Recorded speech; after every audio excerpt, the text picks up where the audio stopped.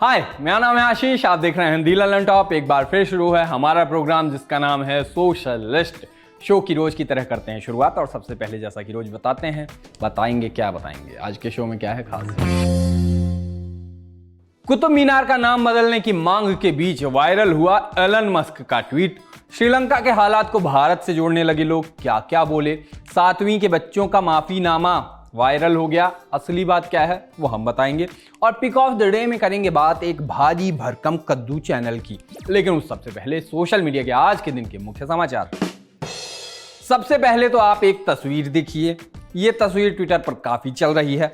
एकदम ओम्फोधर राटे टाइप से तस्वीर शेयर करते हुए ट्विटर यूजर ने लिखा कि अगर आप इस घर को पहचानते हैं तो आप कतई एलीट आदमी हैं। अगर आपको याद है तो आप भी एलीट क्लास के हो सकते हैं। कमेंट करके बता दीजिए कहाँ की है ये तस्वीर, वरना हम तो कल बता ही देंगे। बाकी लिटरल मीन वाले एलिटिज्म को हम कतई सपोर्ट नहीं करते हैं ना, तो हमारा सपोर्ट ना माना जाए। चलिए पहली सुर्खी की ओर बढ़ते हैं। गर्मी से जुड़ी हुई सुर्खी आई। वैसे गर्मी से पसीने आते हैं लेकिन इस बार सुर्खी भी आई। इन दिनों गर्मी ने सारे रिकॉर्ड तोड़ दिए हैं। वैसे हर साल गर्मी पिछले सालों के रिकॉर्ड तोड़ती है, हेडलाइन बनती है। इस बार तो रिकॉर्ड को तोड़ मरोड़ दिया है, इतनी गर्मी है। गर्मी का आप सबको पता है, राजस्थान में तो हाल और भयानक है। राजस्थान की बात हम घुमा फिरा के बार बार इसलिए करते हैं क्योंकि हमारे प्रोड्यूसर रवि राजस्थान से जबरन ऑफिस बुलाए गए हैं। जब भी उन्हें घर की याद आती है वो ऑफिस के टाइम में शिफ्ट के बीच ही रेत खोजकर ऐसे सो जाते हैं।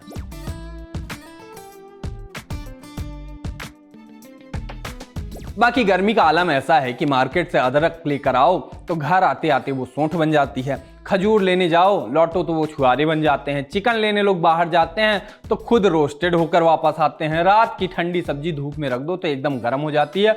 और तो और धूप में सुखाए कपड़े उतारने छत पे जाओ तो कपड़े से पहले खुद सूख जाते हैं। इसी मारक गर्मी से जुड़ी एक तस्वीर खासी चल रही है। ट्विटर पर भूमिका नाम की यूजर ने शेयर की है। भूमिका जयपुर में रहती हैं और गाँव से घर वालों ने उनके लिए प्यार से बेसन के लड्डू भेजे थे।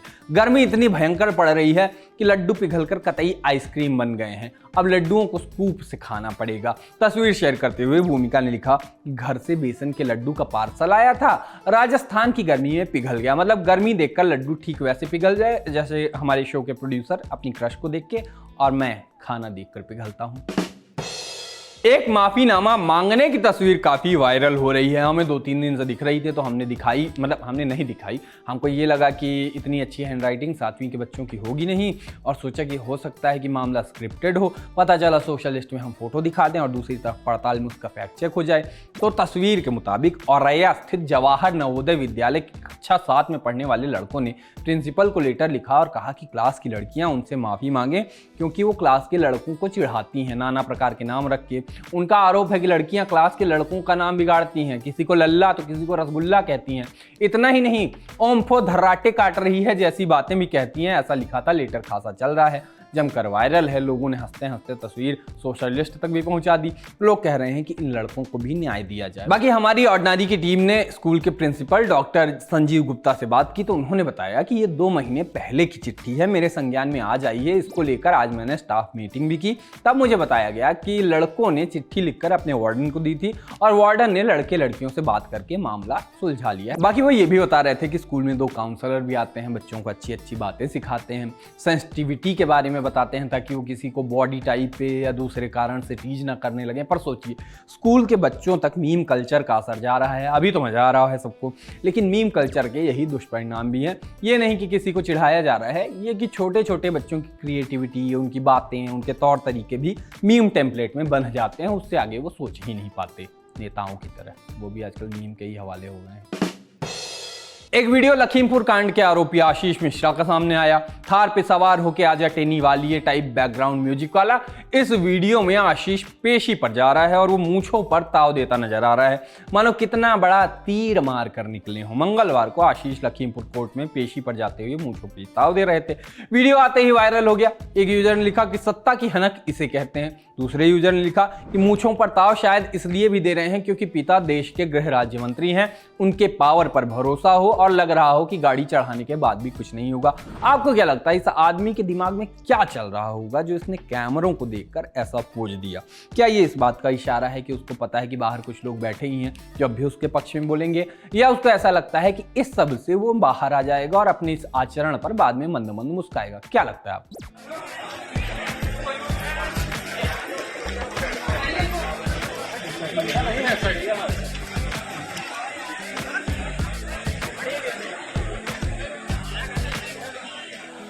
चलिए अब बढ़ चलते हैं शो में आगे, बात करते हैं आज के दिन के और बड़े ट्रेंड्स की। बात अक्षय कुमार की काफी हुई, वही अक्की जिनका फेवरेट फूड फिल्म की स्क्रिप्ट है। वो कभी क्रिप्टिक पोस्ट नहीं करते, वो स्क्रिप्टिक पोस्ट करते हैं, जो अपनी हॉबीज में खेलना लिखते हैं लेकिन फिल्मों के साथ। उनके साल में महीनों से ज़्यादा फिल्में होती हैं, वो पूरे साल फिल्में बना के बोर हो जाते हैं, फिर इंटरटेनमेंट के लिए एक और फिल्म बना देते हैं। बर्थडे के दिन भी वो केक के बजाय टेक लेना पसंद करते हैं। कोई कहे कि से 2-3 मैजिकल वर्ड्स, तो वो कहते हैं लाइट्स कैमरा एक्शन। एक दिन पहले उनकी फिल्म पृथ्वीराज का ट्रेलर आया है, इस पर अक्षय कुमार को खासा ट्रोल किया जा रहा है। मतलब हर किसी की बायोपिक करने का पेटेंट उन्होंने करवाई रखा है अनऑफिशियली। जहां न पहुंचे पवन चक्की, वहां पहुंचे अपना अक्की। कतई सस्ती कहावत बनाई है, एकदम अक्की की हालिया फिल्मों की स्क्रिप्ट जैसे। लोगों को ट्रेलर में अक्की को देख के परेशानी हो गई। कह रहे हैं कि पृथ्वीराज के रोल में अक्षय उतने ही फिट हो रहे हैं जितने कि कुछ नेता राजनीति में हैं, नाम नहीं लेंगे। लोगों ने उनके लुक पर खासे मजे लिए। एक यूजर ने लिखा कि एक एक्टर होता है जो हर कैरेक्टर में घुसकर वो कैरेक्टर बन जाता है, एक अक्षय कुमार है जो हर कैरेक्टर में घुसकर उसको अक्षय कुमार बना देता है। एक दूसरे यूजर ने लिखा कि पृथ्वीराज चौहान के रोल में अक्षय कुमार बिल्कुल भी नहीं जम रहे, इसकी जगह रणवीर सिंह को होना चाहिए था। तीसरे ने लिखा कि बिना डेडिकेशन के पैसे के लिए साल में 10 फिल्म बनाने वाले से ज्यादा एक्सपेक्टेशन रख नहीं सकते। बायोपिक के लिए ऐसे एक्टर को लेना ज्यादा सही होता है जो पूरे मन से फिल्म में एक्टिंग करता। बात सही भी है, हर चीज की एक लिमिट होती है। वैज्ञानिक भी आपको बनना है, योद्धा भी बनना है, स्पाई, एजेंट, फौजी या आम वाला इंटरव्यू आपको ही लेना है। सारे काम एक आदमी नहीं कर सकता। एक ही आदमी ने सारे काम करने के चक्कर में अपने देश की श्रीलंका की लंका लगा दी। यकीन नहीं आए तो पाकिस्तान वालों से भी पूछ सकते हैं। अकेले आदमी ने सब करने के चक्कर में देश में पेट्रोल महंगा कर दिया, भुखमरी फैला दी, देश को कंगाल बना दिया। वैसे ये अनपॉपुलर ओपिनियन हो जाएगा, लेकिन इस बार मजे की चीज़ ये हो गई कि मुझको ये ट्रेलर बड़ा सही लगा। इवन मुझे अक्षय कुमार भी इस रोल में बढ़िया लगे। इवन मेरा मन भी ये फिल्म देखने का कर रहा है। समझ में नहीं आ रहा कि ऐसा क्यों हो रहा है। क्या मेरा टेस्ट दुनिया से अलग हो गया है? कुछ लोग कमेंट में कहेंगे कि क्योंकि तुमको IRS से पैसा आ रहा है। हाँ, वो बैठे हैं, वो हम ही को पैसा देने के लिए बैठे हैं। YRF वालों से मेरे इतने मधुर संबंध है कि उनका नाम अगर मैं 2 से 3 बार ले लूं तो नाम लेने पर भी कॉपीराइट स्ट्राइक मार सकते हैं। पिछली खबर में श्रीलंका का नाम आ ही गया है, तो एक खबर ये भी देख लीजिए। श्रीलंका में भयानक माहौल हो गया है। आर्थिक संकट से जूझने वाला श्रीलंका गृह युद्ध की तरफ निकल पड़ा है। पड़ोसी देश से कई डरावने वीडियो सामने आए हैं। देश की खराब हालत और इमरजेंसी से गुस्साई जनता हिंसक हो गई है। गुस्साई भीड़ ने देश के पूर्व प्रधानमंत्री महिंदा राजपक्षे का घर फूंक दिया। कुछ एक मंत्रियों के घर भी जलाए गए। एक दिन पहले ही उन्होंने अपने पद से इस्तीफा दिया था। जनता कह रही है कि उनके भाई गोटाबाया राजपक्षे भी राष्ट्रपति पद से इस्तीफा दे दें। हिंसक प्रदर्शनों के बीच पूर्व PM महिंदा राजपक्षे ने अपने परिवार के साथ नेवल बेस में शरण ली है। एक यूजर ने लिखा कि आर्थिक बदहाली के बीच श्रीलंका में हिंसक आंदोलन तीव्र हो गया। एक सत्ताधारी सांसद मारा गया। राष्ट्रपति राजपक्षे ने मजबूर होकर इस्तीफा दिया। पेट की आग पूरी दुनिया में क्रूर भ्रष्टाचारी सरकारों को जनता के आगे झुका सकती। एक यूजर ने लिखा कि श्रीलंका में जनता ने राजपक्षे की पार्टी के एक सांसद को घेर लिया। खुद को फंसा हुआ देख के उन्होंने कनपटी में गोली मार ली। आज गद्दी पर बैठे हुए जो लोग खुद को खुदा समझ रहे हैं वो अपना भविष्य देख लें। एक तीसरे यूजर ने लिखा कि श्रीलंका और बर्मा, यह दोनों देश उदाहरण है कि नफरत का अंत कैसा होता है।